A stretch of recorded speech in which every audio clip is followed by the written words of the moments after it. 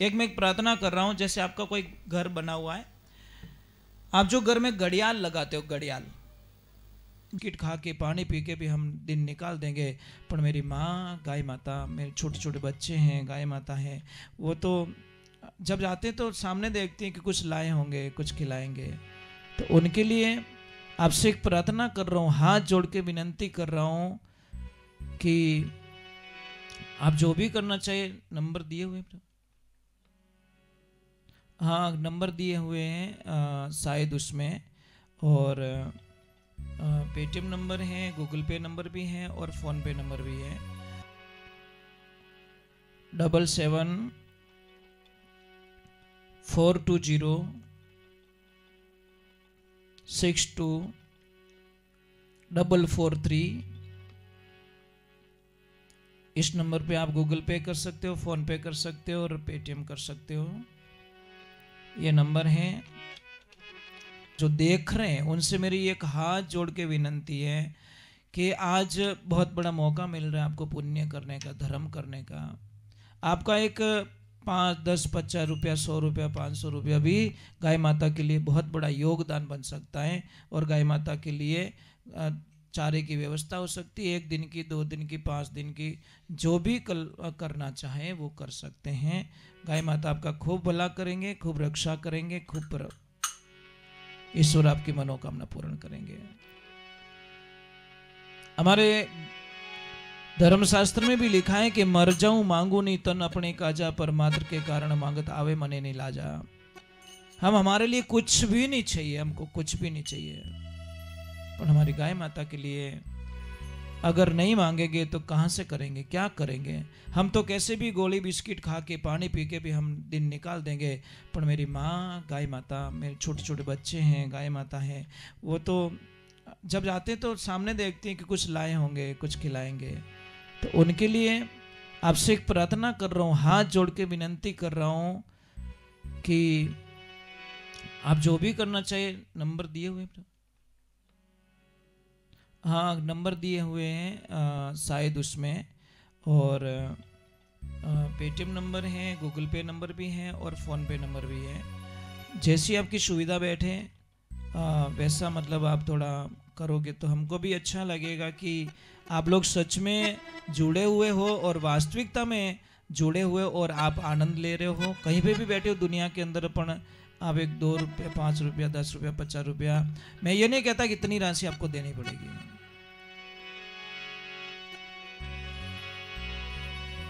एक बार नंबर वापस बोल देता हूं, 77-420-62-443।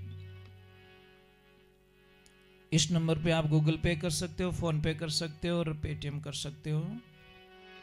ये नंबर है।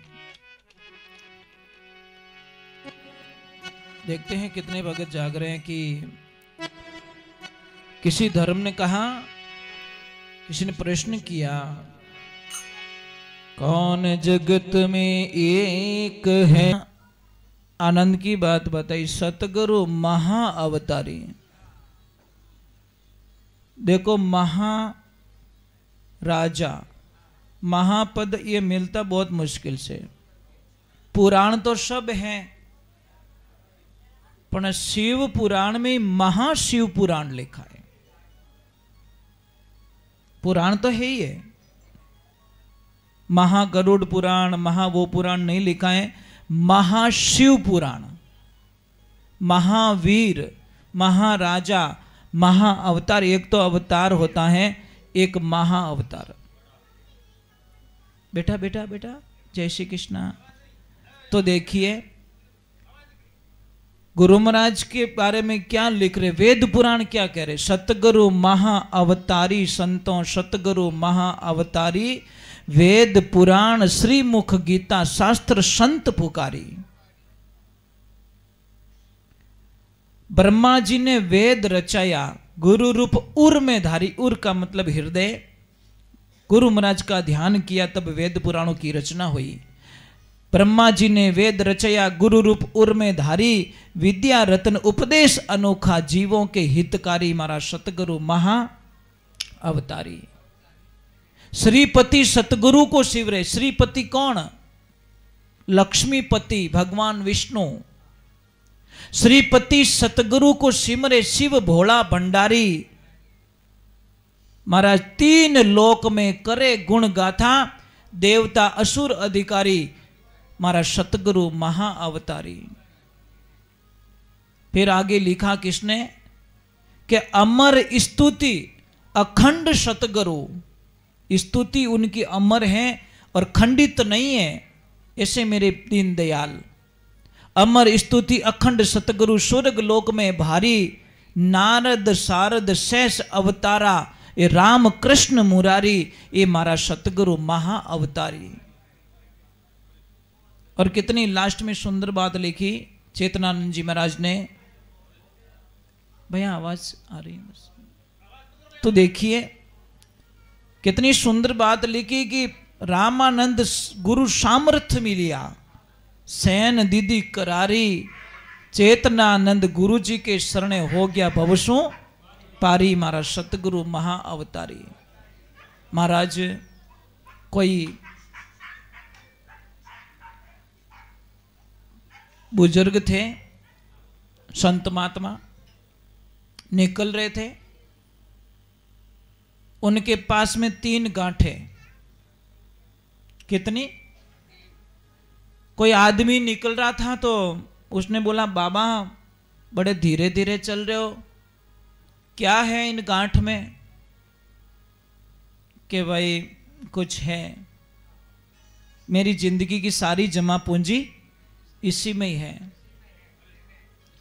और बेटा थोड़ी सी भी अगर तेरे को दया आ रही है तो थोड़ी एक गांठ गांठ तू ले ले और वहां तक मुझे पहुंचा देगा तो राम जी महाराज तेरा भला करेंगे। तो उसने बोल दिया, लाओ बाबा मुझे दो।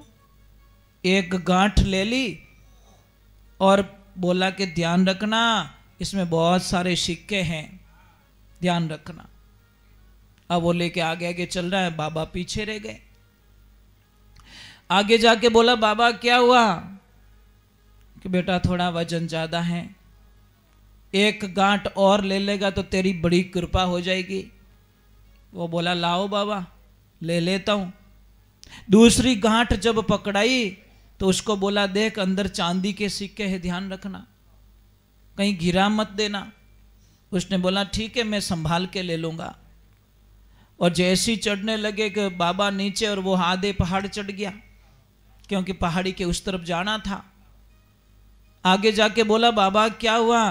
कि बेटा अब तो शरीर भी नहीं संभल पा रहा है, अगर ये गांठ भी तू ले ले तो तेरा भगवान भला करेगा। जैसी वो गांठ ली तो उसको बोला, इसमें देख सोने की मोहर है, ध्यान रखना। अब वो ले गया, तीनों गांठ पकड़ ली। बाबा ऊपर नहीं चढ़ा तब तक तो वो दूसरे पहाड़ पे पहुंच गया। अब वहां तक गया तब तक उसको कुछ भी प्रॉब्लम नहीं थी, पर वहां जाने के बाद में मन में लालच आ गया कि बाबा पकड़ थोड़ी पाएगा। वो तो बेचारा बहुत पीछे रह गया, क्यों ना मैं तीनों गांठ घर पे लेके चला जाऊं। महाराज मन में पाप आ गया, बांधी गांठ और वो तो निकल गया। जैसी घर पे गया और जैसी गांठ खोली तो कुछ नहीं था, अंदर बहुत सारे पत्थर थे, भाटा ही भाटा। उसने कर्म को हाथ दे दिया। तब तक तो वो बूढ़े थे ने, वो बूढ़े नहीं थे, वो तो एक लीला थी। महाराज जाके पहुंच गए और बोला, कैसे? अरे बाबा आप पहुंच गए? कि मेरी गठरी के कहीं। बाबा झूठ बोलिया कि बेटा कोई सोना चांदी नहीं थी, ये सारे पत्थर थे। मैं देखना चाहता था, मैं इस नगरी का राजा हूं, मैं देखना चाहता था कि मेरे जाने के बाद में एक ऐसा ईमानदार सेनापति मुझे चाहिए कि लाखों करोड़ों का धन अगर उसको दे दूं तो भी उसके मन में लालच ना आए। इस नौकरी के काबिल तू था, परंतु तेरे मन में आई और थारा कर्म में भाटा ही लेके उड़ाए। तो एक ध्यान रखना, मैं जिंदगी में आपको बता रहा हूं कि भगवान के साथ में ऐसा मत करो। भगवान को एक शब्द बोल सकते हो, हिम्मत है?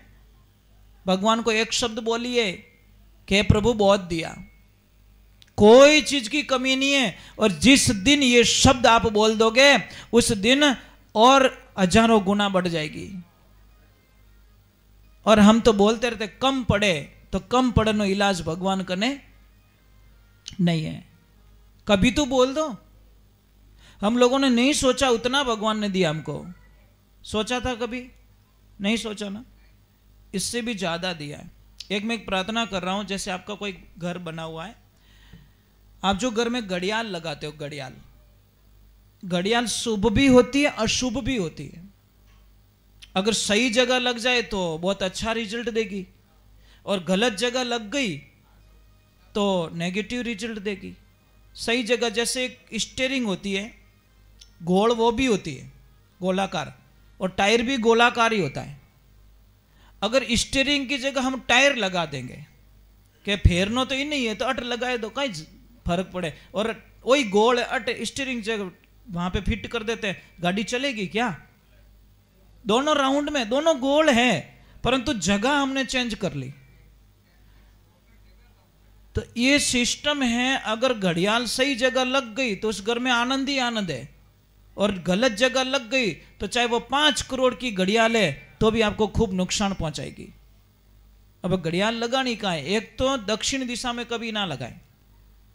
दक्षिण दिशा की दीवार होती उस कोने पे कभी ना लगाएं, क्योंकि यम की दिशा।